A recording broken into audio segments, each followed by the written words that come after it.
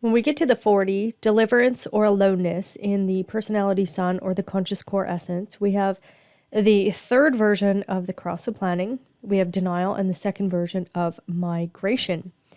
So when we look at this right angle cross of planning and we look at it from the place of the 40, what happens here is that the 40 is this deliverance, and yet it is also the great gate of denial.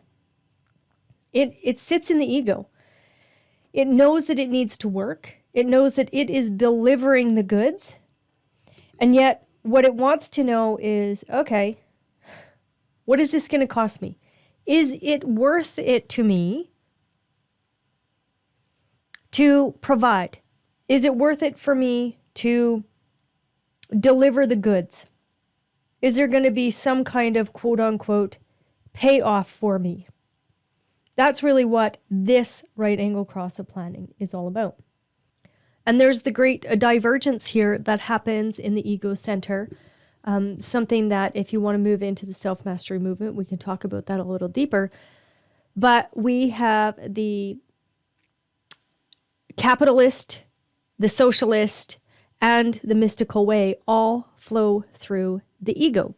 So this is not only about the material plane in the ego of the 40, this is also about spirituality and either denying God or being delivered into your own initiation into waking up. So really what the 40 wants to know is the 37 wants to make a bargain. The 37 wants to create a bargain and a contract as to how the 40 is going to deliver. So the 40 is always wondering, well, how much is that affection worth to me? How much labor am I going to have to put into this? So it's always going to be a bargain game when you see anybody with the right angle cross of planning. And how I see this creating wealth is they're the great decision makers right here. They're either denying it or they're going to deliver something.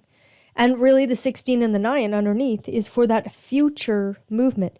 So it's grounding it in this future movement, grounding that bargain into that future movement. Because the 16 is really enthusiastic, right?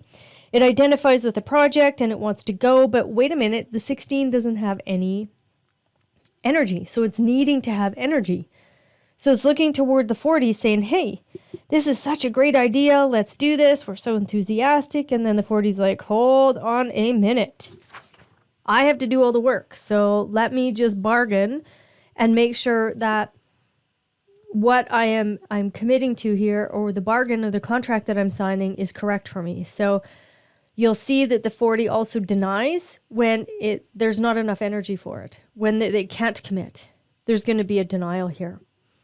So if they're ready for a bargain, they're ready for a bargain. If not, these are the great deniers.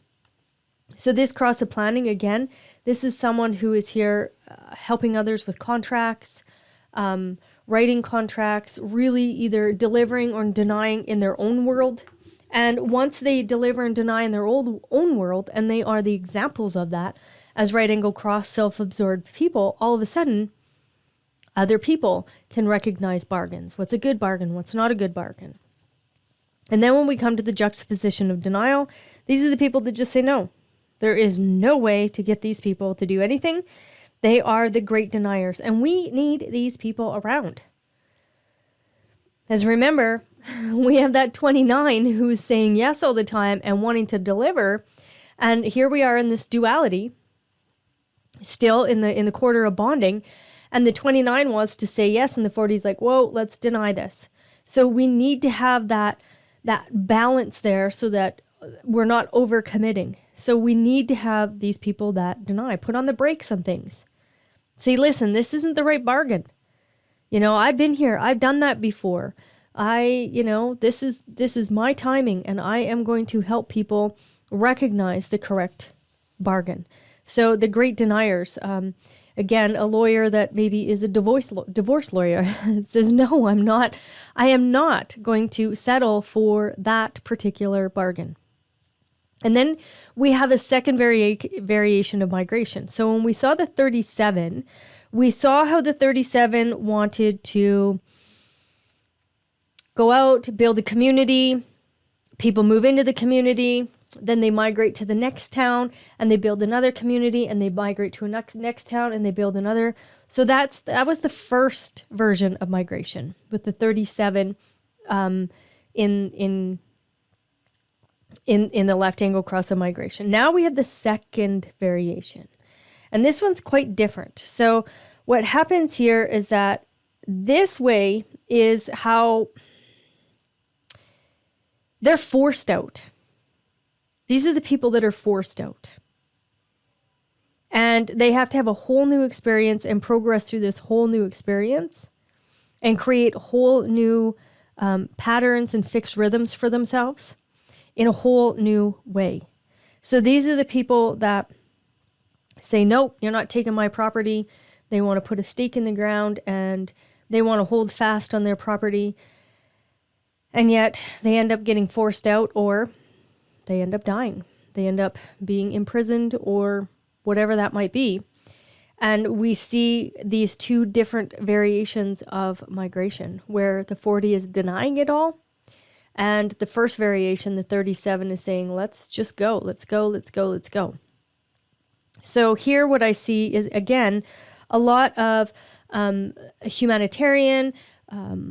I see a lot of,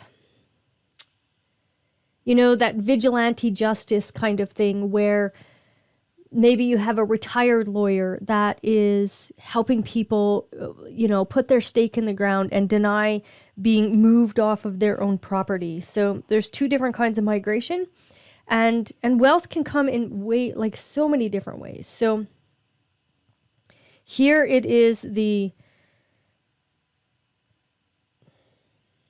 karmic aspect of migration.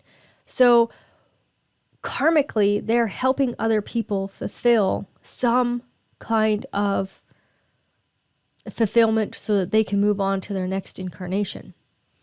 So this migration piece is about denying, holding fast, and saying, listen, been there, done that, and we're not doing it again. I see this a lot with, this is really like refugee camps, helping people claim back their territory because they're forced out. They have been forced to migrate.